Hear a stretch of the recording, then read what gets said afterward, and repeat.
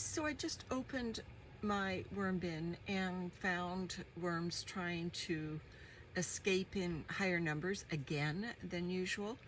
It happened yesterday. Now, there's an atmospheric river headed to Seattle, which we are slightly just north of that in Victoria, British Columbia. So perhaps it's air pressure, always a possibility. But then I also noticed that my worms seem to be getting paler, and they are so sluggish. Like these two that are just hanging out on top of, I just flipped the coconut coir mat over and they're just hanging out there. They seem to be getting paler. So I actually did a little experiment with two of their worm bin buddies, and I just warmed them up. I don't know if I can do this just one-handed with, so maybe I'll just do it one at a time. Just put them on my hand, and I created a little bit of shade, and I actually, just breathed some warm, humid air in there, and I just held it for, 30 seconds or so. So there's the worm, and I'm just warming it up. And I actually am beginning to think that, it's November 11th, maybe this sluggish behavior, not the escaping, because that doesn't make sense. That's probably just the atmospheric pressure change with the impending storm. But I'm wondering whether the pale color, I've been looking up what causes pale color, and yes, there are natural variations, but I'll see if I can capture it on video. When I warmed up the first two I found, just hanging out sluggishly, they seem to be get a darker red or a darker pink, if you want to go that far. They didn't go magenta or anything. Definitely got more active. And so this guy, he's trying to escape through my fingers, but my hands are not super warm, but they are definitely warmer than the substrate in this worm bin. There is nothing in this bin that I could think would cause them to escape. They've been in it, for months. I did add shredded maple leaves about just over a week ago, and you can see the remnants of the leaves. I've tossed the bin up. The castings are beautiful that the worms are making with the leaves, so I don't think they're avoiding the leaves. Just as a precaution, I took out, while I'm warming up this worm, I'll just show you, I took out some of the food that was hanging out in one of the feeding areas, just in case I overfed them for this time of year and this bin temperature.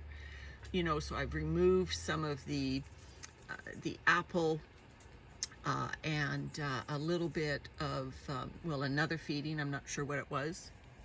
He's not moving faster yet. Oh, maybe he's starting to. We'll see. And I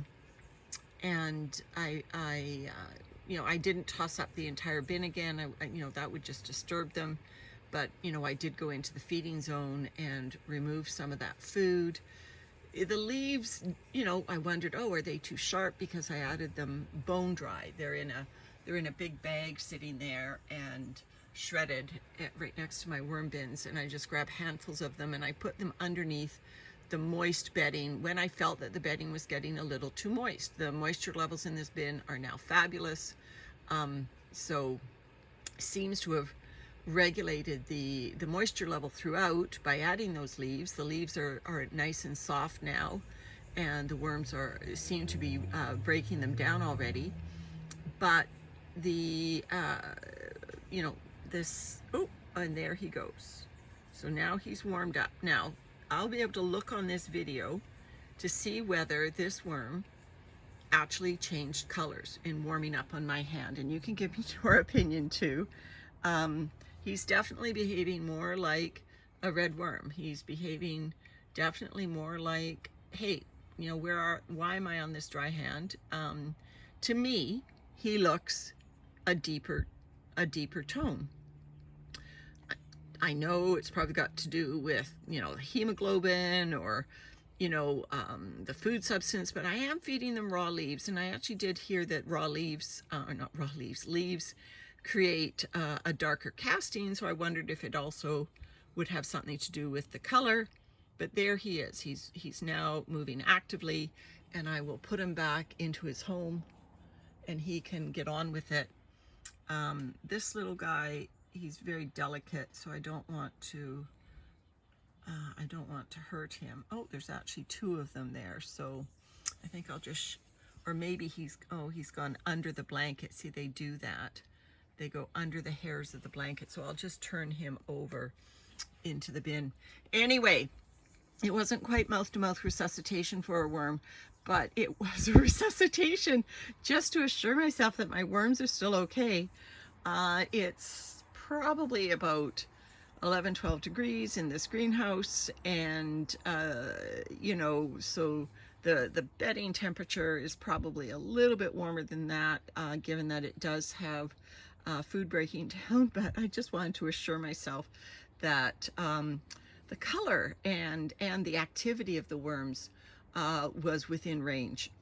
Anyway, let me know if you've ever done resuscitation on a worm, whether you've had similar experiences, that their color variation may have something to do with the temperature of the worm. Let me know if I'm just imagining it all, and that the worm was exactly the same color start to finish. Okay, that was from Bitsy. All right, take care, bye.